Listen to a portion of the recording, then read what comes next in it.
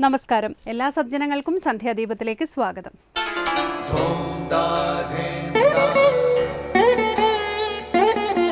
ശുഭം ഭവതു കല്യാണമായുസാരോഗ്യവർദ്ധനം സർവദുഃഖ വിനാശായ സന്ധ്യാദീപം നമോസ്തുതേ. നാമം ജപായനം പുണ്യം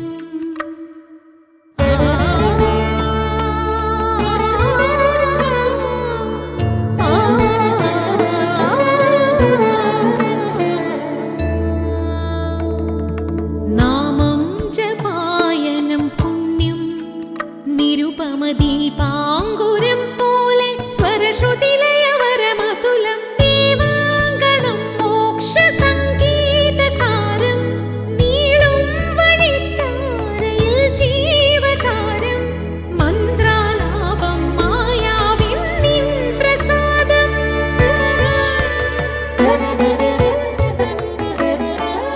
ഇരുൾ നീങ്ങിയുണരുന്ന തെളിനാളദീപം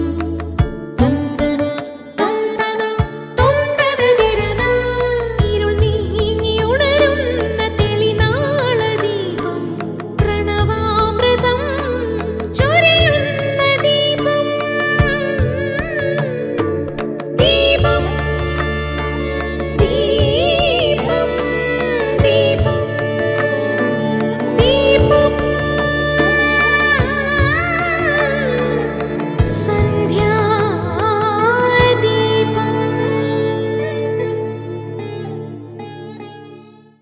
ഇന്ന് ബുദ്ധപൂർണിമ. ലോകമെമ്പാടുമുള്ള ബുദ്ധമത അനുയായികൾ ഇന്ന് ശ്രീബുദ്ധൻ്റെ ജന്മവാർഷികം ആഘോഷിക്കുന്നു. വൈശാഖ മാസത്തിലെ പൗർണമി ദിവസമാണ് ബുദ്ധപൂർണിമയായി ആഘോഷിക്കുന്നത്. വാരണാസിയിലെയും പ്രയാഗ്രാജിലെയും ഗയയിലെയും വിശ്വാസികൾ ഗംഗാസ്നാനവും പ്രാർത്ഥനായോഗങ്ങളും ഈ ദിനത്തിൽ നടത്തുന്നത് പതിവാണ്.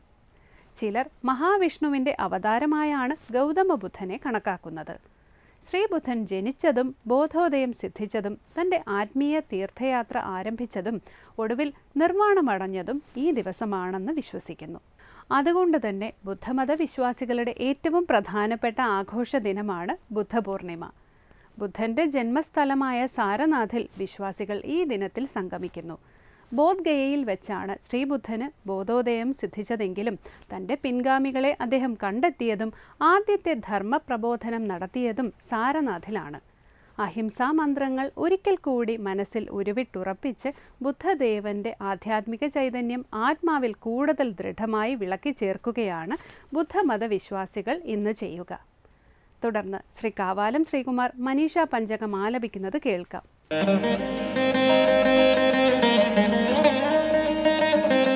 ശശ്വന്നശ്വരമേവ വിശ്വമഖിലം നിശ്ചിത്യ വാചാ ഗുരോഃ നിത്യം ബ്രഹ്മ നിരന്തരം വിമൃശതാ നിർവ്യാജശാന്താത്മനാ ഭൂതം ഭാവി ച ദുഷ്കൃതം പ്രദഹതാ സംവിന്മയേ പാവകേ പ്രാരബ്ധായ സമർപ്പിതം സ്വവപുരിത്യേഷ മനീഷാ മമ.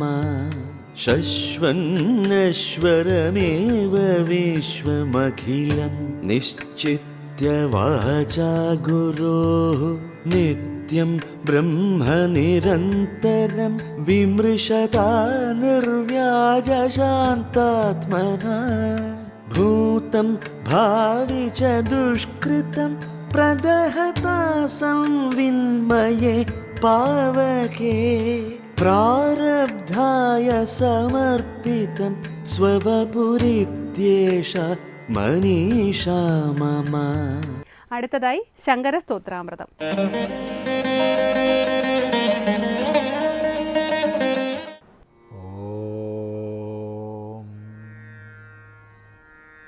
ഗുരുർബ്രഹ്മാ ഗുരുർവിഷ്ണു ഗുരുർദേവോ മഹേശ്വരഃ ഗുരു സാക്ഷാത് പരം ബ്രഹ്മ തസ്മൈ ശ്രീ ഗുരവേ നമഃ. ഓം സദാശിവസമാരംഭാം ശങ്കരാചാര്യമധ്യമാം അസ്മദാചാര്യപര്യന്താം വന്ദേ ഗുരുപരമ്പരാം.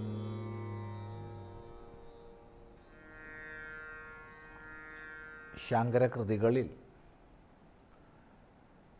മനീഷാ പഞ്ചകത്തിൽ 2 ശ്ലോകങ്ങൾ നമ്മൾ ശ്രദ്ധിച്ചു. തുടർന്ന് 3-ാം ശ്ലോകത്തിലേക്ക് കടക്കുകയാണ്. കഴിഞ്ഞ 2 ശ്ലോകങ്ങളിലും ആവർത്തിച്ച് പറഞ്ഞത് ഏകവും അദ്വയവുമായ ബ്രഹ്മമാണ് താനെന്ന ദൃഢബോധം ആർക്കാണോ ഉള്ളത്, അയാൾ ലോകദൃഷ്ടിയ ചണ്ടാളനാവട്ടെ, അയാൾ ലോകദൃഷ്ടിയ ദ്വിജനാവട്ടെ, അയാൾ ഗുരുവാണ്. ഇതാണ് എൻ്റെ ഉറച്ച നിശ്ചിതമായ ബോധം എന്നാണ് ആവർത്തിച്ചത്. ഇവിടെ പറയുകയാണ്, ശശ്വന്നശ്വരമേവ വിശ്വമഖിലം നിശ്ചിത്യ വാചാ ഗുരോഃ നിത്യം ബ്രഹ്മ നിരന്തരം വിമൃശത നിർവ്യാജശാന്താത്മനാ ഭൂതം ഭാവി ച ദുഷ്കൃതം പ്രദഹത സംവിന്മയേ പാവകേ പ്രാരബ്ധായ സമർപ്പിതം സ്വവപുരിത്യേഷാ മനീഷാ മമ. ശശ്വന്നശ്വരമേവ വിശ്വമഖിലം നിശ്ചിത്യ വാചാ ഗുരോഃ നിത്യം ബ്രഹ്മ നിരന്തരം വിമൃശത നിർവ്യാജശാന്താത്മനാ ഭൂതം ഭാവി ച ദുഷ്കൃതം പ്രദഹത സംവിന്മയേ പാവകേ പ്രാരബ്ധായ സമർപ്പിതം സ്വവപുരിത്യേഷാ മനീഷാ മമ. ഇവിടെയും ഏഷാ മനീഷാ മമ എന്ന് തന്നെയാണ് ആവർത്തിക്കുന്നത്. ഇതാണ് എൻ്റെ ദൃഢമായ അവബോധം, തിരിച്ചറിവ്. എൻ്റെ മനീഷയാണിത്. എന്നാൽ മുൻ ശ്ലോകങ്ങളിൽ പറഞ്ഞ ചണ്ടാളനാകട്ടെ ദ്വിജനാകട്ടെ ബ്രഹ്മനിഷ്ഠൻ ഗുരുവാണ് എന്നുള്ള വാക്യമല്ല 3-ാമത്തെ ഈ ശ്ലോകത്തിൽ പറയുന്നത്. മറിച്ച് ശശ്വന്നശ്വരമേവ വിശ്വമഖിലം നിശ്ചിത്യ. ശശ്വന്നശ്വരം അല്ലാത്തൊരു പദപ്രയോഗമാണത്. ശശ്വന്നശ്വരം, ശാശ്വതമായി നശ്വരമായ, ശാശ്വതമായി അശാശ്വതമാണെന്നുള്ള, അതാണ് ആ പ്രയോഗത്തിൻ്റെ ഒരു സൗന്ദര്യം. ശശ്വന്നശ്വരം, ശശ്വത് എപ്പോഴും, നശ്വരം നശ്വരമായത്, നശിക്കുന്ന ഭാവത്തോടു കൂടിയത്. ഇപ്പം എന്താണ് ഈ വിശ്വത്തിൻ്റെ സ്വഭാവം? അഖിലം വിശ്വം, ലോകം മുഴുവൻ. വിശ്വം എന്ന് പറഞ്ഞാൽ തന്നെ അവിടെ ലോകം എന്നർത്ഥമുണ്ട്. അഖില പ്രപഞ്ചത്തിനും ചേർത്ത് പറയാവുന്ന പദമാണ് വിശ്വം എന്നുള്ളത്. ഇനി വിശ്വശബ്ദത്തിന് മറ്റൊരർത്ഥം എല്ലാം എന്നർത്ഥമുണ്ട്. എല്ലാം, എന്തുണ്ടോ അതെല്ലാം. അപ്പോൾ വിശ്വം എന്ന് പറഞ്ഞാൽ തന്നെ അഖിലവും എന്നർത്ഥമായി. എന്നിട്ടും മതിയാവാതെ ആചാര്യൻ പറയുകയാണ് വിശ്വമഖിലം, വിശ്വം മുഴുവനും, സകല ഭുവനങ്ങളും, സകല ലോകങ്ങളും. എങ്ങനെയുള്ളതാണ്? ശശ്വന്നശ്വരം, ശാശ്വതമായി അശാശ്വതമാണ്. ഇതാണ് ലോകങ്ങളുടെ സ്വഭാവം. ഈ ലോകത്തിൽ അഥവാ ലോകങ്ങളിൽ എന്തെങ്കിലും ശാശ്വതമായിട്ടുണ്ടോ എന്നന്വേഷിച്ചാൽ ആചാര്യന് പറയാനുള്ളത് ശശ്വന്നശ്വരം എന്നാണ്. ഈ വിശ്വത്തിലെല്ലാം നശ്വരമാണ്. എല്ലാം ഉണ്ടാവുന്നതും തൽക്കാലം നിലനിൽക്കുന്നതും പിന്നീട് നശിക്കുന്നതുമാണ്. നശ്വരമാണെന്നുള്ളതാണ് ഈ വിശ്വത്തിലെ അനശ്വരമായ നിയമം.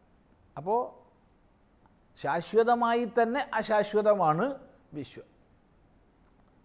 ഒരിക്കലും ഒന്നും തന്നെ സ്ഥായിയായി നിൽക്കുന്നില്ല. എല്ലാം നിരന്തര പരിണാമത്തിന് വിധേയമാണ്. ആണ് ശശ്വന്നശ്വരം. ഇപ്രകാരമാണ് ഈ വിശ്വമെന്നോ നിശ്ചിത്യോ.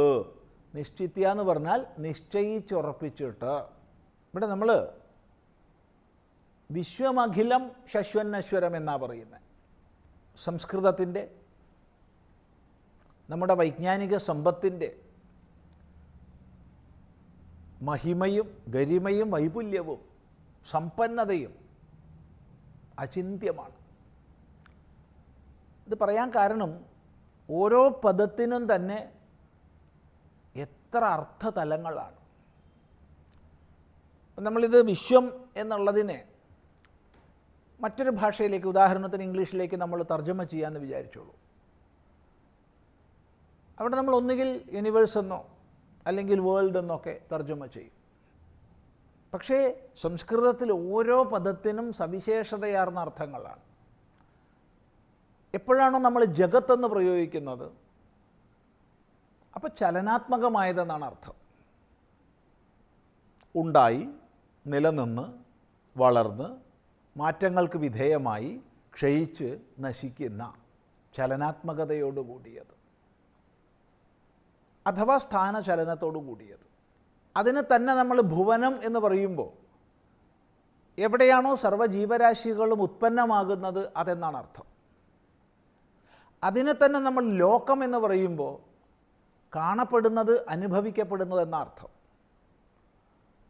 അതിനെ തന്നെ വിശ്വമെന്ന് പറയുമ്പോൾ എന്തിലാണോ എല്ലാവരും പ്രവേശിച്ചിരിക്കുന്നത്, സകല ജീവരാശിയും എന്തിൽ പ്രവേശിച്ചിരിക്കുന്നുവോ അത് വിശ്വമെന്ന അർത്ഥം. അപ്പോൾ നോക്കൂ, ഇതൊക്കെ നമ്മൾ മറ്റൊരു ഭാഷയിലേക്ക് അനുവാദം ചെയ്യുകയാണെങ്കിൽ ഒറ്റ പദമേ ഉപയോഗിക്കാൻ പറ്റൂ.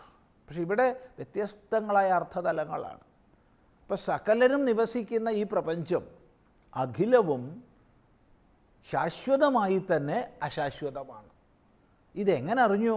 അതാണ് തുടർന്ന് പറയുന്നത്, വാചാ ഗുരോഹോ. ആ പദം നമുക്ക് അടുത്ത പ്രാവശ്യം ചിന്തിക്കാം.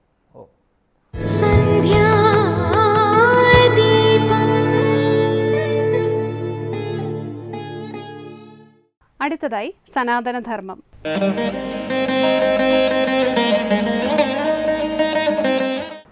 ഓം നമഃശിവായ. എല്ലാവർക്കും നമസ്കാരം. ലോകത്തിൽ സകല ജീവജാലങ്ങളും ആശയവിനിമയം ചെയ്തുകൊണ്ടാണ് അവരുടെ ഗതി മുന്നോട്ട് പോയിക്കൊണ്ടിരിക്കുന്നത്. മനുഷ്യരെ സംബന്ധിച്ച് നോക്കിയാൽ അതിന് 4 വിധം ആണ് നമുക്ക് ഈ ആശയവിനിമയത്തിനുള്ള ഉപാധികളായിട്ട് കാണുന്നത്. 1 കേൾക്കുക എന്നുള്ളതാണ്, 2 പറയുക, 3 എഴുതുക, വായിക്കുക. ഇങ്ങനെ 4 തരത്തിലാണ് മനുഷ്യരെ സംബന്ധിച്ച് ആശയവിനിമയം ലോകത്ത് കൊടുത്തുകൊണ്ടിരിക്കുന്നത്. അപ്പോൾ ഇതിൽ ഏറ്റവും പ്രധാനപ്പെട്ടത് എന്ന് ചോദിച്ചു കഴിഞ്ഞാൽ കേൾവിയാണെന്ന് പറയേണ്ടി വരും, ശ്രവണമാണ്. അമ്മ പറയാറുള്ളൊരു ഉദാഹരണം പെട്ടെന്ന് മനസ്സിൽ വരികയാണ്. അതായത് മനുഷ്യനെ സൃഷ്ടിച്ചപ്പോൾ ഒരു മുഖം, അതേപോലെ തന്നെ ആ മുഖത്തെ ഒരു വായ, 2 ചെവികൾ, ഇതാണ് കൊടുത്തിരിക്കുന്നത്. വായി നമുക്ക് അടയ്ക്കാൻ സാധിക്കും. അതിനർത്ഥം നമുക്ക് പറയേണ്ട സമയത്ത് പറഞ്ഞാൽ മതി എന്നുള്ളതാണ്, അല്ലാത്തപ്പോൾ നമുക്ക് അടച്ചു വയ്ക്കാം. ചെവിയെ സംബന്ധിച്ച് നോക്കിയാൽ ചെവി എപ്പോഴും തുറന്നിരിക്കുന്നു എന്നുള്ളത്, ആ ഒരു ഇന്ദ്രിയം എപ്പോഴും തുറന്നിരിക്കുകയാണ്. മാത്രമല്ല അതുകൊണ്ട് തന്നെ കേൾവിക്ക് വളരെ പ്രാധാന്യം ഉണ്ടെന്നാണ് പറയുന്നത്. ഗർഭസ്ഥ ശിശുവിൻ്റെ ആദ്യത്തെ ഇന്ദ്രിയങ്ങളിൽ ഒന്ന് ഉണർന്നു വരുന്നത് ശ്രവണേന്ദ്രിയമാണെന്നാണ് പറയുന്നത്. അപ്പോൾ ഗർഭസ്ഥ ശിശുവിനെ സംബന്ധിച്ച് ആദ്യം കാണുകയല്ല, മറിച്ച് കേൾവിയാണ് അവിടെ തുടങ്ങുന്നതെന്നാണ് പറയുന്നത്. അതുകൊണ്ടാണ് പുറത്തെ ഒരു ശബ്ദം, ഭീകരമായ ശബ്ദം പോലും ഗർഭത്തിൽ ഇരിക്കുന്ന ശിശുവിനെ ഭയപ്പെടുത്തുന്നതാണ്, അത് ഞെട്ടലുണ്ടാക്കുന്നതാണ്. ഇത് കറോളിന യൂണിവേഴ്സിറ്റിയിൽ അന്തോണി ഡിഗാസ്പർ എന്ന് പറഞ്ഞ ശാസ്ത്രജ്ഞൻ, അദ്ദേഹം റിസർച്ച് ചെയ്തപ്പോൾ ഗർഭസ്ഥ ശിശുവിന് ഗ്രഹിക്കുവാനുള്ള ശക്തി ഉണ്ട് എന്ന് അദ്ദേഹം കണ്ടെത്തിയിരുന്നു. അപ്പോൾ ആ സമയത്ത് ഗർഭിണികളായിരിക്കുന്ന സ്ത്രീകൾ ഭയപ്പെടുന്ന വസ്തുക്കൾ അത് കേൾക്കാൻ പാടില്ല, അവരുടെ മനോവികാരങ്ങൾ എപ്പോഴും സന്തോഷപ്രദമായിരിക്കണം എന്നൊക്കെ പറയാറുണ്ട്. അപ്പോൾ നല്ലത് കേട്ടാൽ മാത്രമേ, അല്ലെങ്കിൽ നല്ലത് കണ്ടാൽ മാത്രമേ നമ്മുടെ ഉള്ളിലേക്ക് എന്തെല്ലാം കടന്നു പോകുന്നു അതെല്ലാം നമ്മുടെ ആഹാരമാണ്. അത് ശബ്ദം, സ്പർശം, രൂപം, രസം, ഗന്ധം, ഈ 5 തരത്തിലാണ് നമ്മുടെ ഉള്ളിലേക്ക് വിഷയജ്ഞാനം അകത്ത് കടക്കുന്നത്. അപ്പോൾ ഈ ഒരു ഭാവത്തിൽ നിന്നുകൊണ്ട് നോക്കിയാൽ ആ ഗർഭസ്ഥ ശിശു പോലും അമ്മയിലൂടെ, അമ്മ കേൾക്കുന്നത് ആ കുഞ്ഞിൻ്റെ കേൾവിയായിട്ട് മാറുന്നു, അതിൻ്റെ അറിവായിട്ട് മാറുന്നു എന്നാണ്. അപ്പോൾ തുടക്കത്തിൽ തന്നെ നമുക്ക് കേൾവിക്ക് വളരെയധികം പ്രാധാന്യം കൊടുത്തിട്ടുണ്ട്. കേൾക്കേണ്ടത് കേട്ടാൽ മാത്രമേ നമ്മുടെ യഥാർത്ഥത്തിൽ നമ്മുടെ അകത്തെ കണ്ണു തുറക്കുകയുള്ളൂ. വേദത്തിലൊരു മന്ത്രമുണ്ട്, ഓം ഭദ്രം കർണേഭി ശൃണുയാമ ദേവാഹ ഭദ്രം പശ്യേ മാ അക്ഷപിർ യജത്രാഹ എന്ന് പറയുന്നൊരു മന്ത്രമുണ്ട്. അല്ലയോ ദേവതകളെ, എനിക്ക് നല്ലത് ശുഭമായത് കേൾക്കുവാൻ ഇടവരട്ടെ, അതുപോലെ തന്നെ ശുഭമായത് കാണുവാൻ ഇടവരട്ടെ എന്നുള്ളൊരു പ്രാർത്ഥനയുണ്ട്. അപ്പോൾ ഈ കേൾവി വളരെ പ്രധാനപ്പെട്ടതാണ്. ഈ കേൾവി, അപ്പോൾ കേൾക്കേണ്ടത് കേൾക്കുക, ശുഭമായത് കേൾക്കുക, നമ്മുടെ മനസ്സിനെ വികാസത്തിലേക്ക് കൊണ്ടുവരുന്ന കാര്യങ്ങൾ കേൾക്കുക, നമ്മുടെ ജീവിതത്തിന് ഐശ്വര്യവും അഭിവൃദ്ധിയും സമാധാനവും ശാന്തിയും എല്ലാം ഉണ്ടാക്കേണ്ടതായ കാര്യങ്ങൾ കേൾക്കുക. അങ്ങനെ കേട്ടാൽ മാത്രമേ നമ്മുടെ ജീവിതത്തിൽ ചാരിതാർത്ഥ്യം ഉണ്ടാകുകയുള്ളൂ, അല്ലെങ്കിൽ ഉണ്ടാകില്ല. അതുകൊണ്ടാണ് ശ്രവണത്തിന് വലിയ പ്രാധാന്യം പറയുന്നത്. പണ്ട് കാലത്ത് നമ്മൾ പറയും ഗുരുമുഖത്ത് നിന്ന് കേൾക്കണമെന്ന് പറയും. ഗുരുമുഖത്ത് നിന്ന് കേൾക്കണം ശുഭമായ കാര്യങ്ങളെ. അല്ലെങ്കിൽ പണ്ട് കാലത്ത് ബ്രഹ്മവിദ്യ ഉപദേശിച്ചിരുന്നത് ഉപനിഷത് ജ്ഞാനങ്ങൾ ഗുരുമുഖത്ത് നിന്ന് കേൾക്കുക എന്നുള്ളൊരു രീതി ഉണ്ടായിരുന്നു. ഗുരുവിൻ്റെ അടുത്തിരുന്ന് ഗുരുമുഖത്ത് നിന്ന് തന്നെ കേൾക്കുക. അപ്പോൾ ഗുരുമുഖത്ത് നിന്ന് കേൾക്കുന്നതിൻ്റെ പ്രാധാന്യം, ഗുരുവിൻ്റെ വാക്കുകൾ അത് അനുഭൂതിയെ ചുമന്നുകൊണ്ടാണ് വരുന്നത്, അതിനെ വഹിച്ചുകൊണ്ടാണ് വരുന്നത്. ഒരു പുഷ്പം വിടരുമ്പോൾ അതിൽ നിന്ന് സുഗന്ധം അതിനോടൊപ്പം കടന്നു വരുന്നത് പോലെ ആ ശബ്ദത്തോടൊപ്പം, വാക്കിനോടൊപ്പം, അല്ലെങ്കിൽ ഗുരുവിൻ്റെ ആ ഒരു മുഖത്ത് നിന്ന് വാക്കിനോടൊപ്പം വരുന്നത് അനുഭൂതിയുടെ തലങ്ങളാണ്. അത് കേൾക്കുന്ന ശിഷ്യനിൽ അല്ലെങ്കിൽ ശ്രോതാവിൽ ആ അനുഭൂതി തന്നെ പ്രാപ്തമാക്കുവാൻ ഉള്ള സാഹചര്യം ഉണ്ടാകുന്നു എന്നാണ്. അതുകൊണ്ടാണ് കേൾവിക്ക് വളരെ പ്രാധാന്യം കൊടുത്തിരിക്കുന്നത്. നമ്മുടെ ശാസ്ത്രങ്ങളിൽ, പുരാണങ്ങളിലൊക്കെ എടുത്താൽ, ഇപ്പോൾ നമ്മൾ ഭാഗവതത്തിലൊക്കെ എടുത്തു കഴിഞ്ഞാൽ പ്രഹ്ലാദൻ കയാതുവിൻ്റെ ഗർഭത്തിലിരുന്നു കൊണ്ട് ഹരിയുടെ മഹത്വം കേട്ടു എന്നാണ്. ഗർഭത്തിലിരുന്നു കൊണ്ട് കേട്ടു എന്നാണ്. അതുപോലെ തന്നെ അഭിമന്യുവിനെ പറ്റി പറയുമ്പോൾ ഉത്തരയുടെ ഗർഭത്തിലിരുന്നു കൊണ്ട് ചക്രവ്യൂഹം ഭേദിക്കുന്ന വർത്തമാനം കേട്ടു എന്നാണ്. അപ്പോൾ ഇതൊക്കെ ഇങ്ങനെ ഒരുപാട് ഉദാഹരണങ്ങൾ നമ്മുടെ പുരാണങ്ങളിൽ, ഇതിഹാസങ്ങളിലൊക്കെ നോക്കിയാൽ നമുക്ക് കാണാൻ സാധിക്കുന്നുണ്ട്. അപ്പോൾ അതിൻ്റെ അർത്ഥം നമ്മുടെ ജീവിതത്തിൽ ശുഭമായ കാര്യങ്ങൾ കേട്ടാലേ നമ്മുടെ വ്യക്തിത്വം, യഥാർത്ഥത്തിലുള്ള വ്യക്തിത്വം വാർക്കപ്പെടുകയുള്ളൂ. അപ്പോൾ യഥാർത്ഥ വ്യക്തിത്വ രൂപീകരണത്തിന് ഏറ്റവും നമ്മളെ സഹായിക്കുന്ന ഒരു മാധ്യമമാണ് ശ്രവണം എന്നുള്ളത്. അപ്പോൾ അത് നല്ലത് വേദങ്ങളിൽ നിന്നാണെങ്കിലും നമ്മുടെ ആദ്യം ശ്രവിച്ചു എന്നാണ്. ഋഷീശ്വരന്മാർ വേദതത്വങ്ങളെ ആദ്യം ശ്രവിച്ചു എന്നാണ്. അതുപോലെ ചില പ്രാർത്ഥനകളുണ്ട്, ദൈവമേ കൈതൊഴാം കേൾക്കുമാറാകണം. അപ്പോൾ ഈ കേൾക്കുന്നത് നമുക്കറിയാം, ഒരു ശബ്ദം ഉള്ളിൽ നിന്ന് വരുമ്പോൾ അത് ആ വരുന്ന സ്ഥാനത്തെയാണ് നമ്മൾ പര എന്ന് വിളിക്കുന്നത്. പശ്യന്തി എന്ന് പറയുമ്പോൾ ആ ശബ്ദത്തെ നമുക്ക് കാണാൻ പറ്റുന്ന, നമ്മുടെ ഉള്ളിൽ തന്നെ കാണാൻ പറ്റുന്ന ഒരു രൂപമാണ് പശ്യന്തി. അതുപോലെ മധ്യമ ചുണ്ടുകളിൽ വരുമ്പോൾ, വൈഖരി പുറത്തേക്ക് വരുമ്പോൾ, അപ്പോൾ ആ ഒരു ശബ്ദം, ഉള്ളിൽ നിന്ന് വരുന്ന ആ ശബ്ദം അതിൻ്റെ ഗന്ധത്തെ ഒരു പുഷ്പം അതിൻ്റെ ഗന്ധത്തെ കൊണ്ടുവരുന്നത് പോലെ അനുഭൂതികളെ പുറത്തേക്ക് കൊണ്ടുവരികയാണ്. അതുകൊണ്ടാണ് നമ്മൾ നല്ലത് കേൾക്കണമെന്ന് പറയുന്നത്. ചീത്ത വർത്തമാനങ്ങൾ കേട്ട് കഴിഞ്ഞാൽ നമ്മുടെ അന്തരംഗം അല്ലെങ്കിൽ അന്ധക്കരണം അതേ വിധത്തിലേക്ക് മാറും. അതുപോലെ നല്ലത് കേട്ടാൽ നമ്മുടെ അന്ധക്കരണം ആ താതാമ്യം പ്രാപിക്കുന്നു എന്നുള്ളതാണ്. അപ്പം നല്ലത് കേട്ടാൽ, ഈശ്വരനെപ്പറ്റി കേട്ടാൽ, ഈശ്വരൻ്റെ മഹത്വത്തെപ്പറ്റി കേൾക്കുകയാണെങ്കിൽ നമ്മുടെ അന്ധക്കരണം ആ ഭാവത്തിലേക്ക് എത്തിച്ചേരുന്നു എന്നുള്ളതാണ്. നമ്മുടെ ജീവിതത്തിൽ ശോഭനമായൊരു ഭാവി നമുക്കുണ്ടായിത്തീരുന്നു എന്നുള്ളതാണ്. അതുകൊണ്ട് തീർച്ചയായിട്ടും നമ്മൾ വേദങ്ങളിൽ നിന്നും നമ്മുടെ ഇതിഹാസങ്ങളിൽ നിന്നും ഒക്കെ നമ്മൾ പഠിക്കേണ്ട ഒരു പാഠം എന്താണെന്ന് വെച്ചാൽ, ആദ്യമേ തന്നെ തുടക്കത്തിൽ തന്നെ ചെറുപ്പകാലം മുതൽ നല്ലത് കേൾക്കുവാനുള്ള ഒരു ശീലമുണ്ടായാൽ ഈ സമൂഹത്തെ സംസ്കാര സമ്പന്നമാക്കണമെങ്കിൽ അതല്ലാണ്ട് മറ്റൊരു മാർഗവുമില്ല എന്നുള്ളതാണ്. തീർച്ചയായിട്ടും അതിനാണ് നമ്മൾ ശ്രമിക്കേണ്ടത്. അപ്പം നല്ലത് കേൾക്കുവാനുള്ള ഭാഗ്യം എല്ലാവർക്കും ഉണ്ടാകട്ടെ എന്ന് പ്രാർത്ഥിക്കുന്നു. നന്ദി, നമഃശിവായ. സന്ധ്യാദീപം.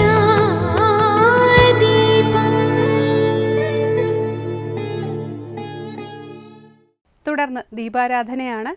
ക്ഷേത്ര സന്നിധിയിലെത്തി മംഗളാരതി തൊഴുത് ഇന്നത്തേക്ക് മടങ്ങാം. എല്ലാവർക്കും നമസ്കാരം.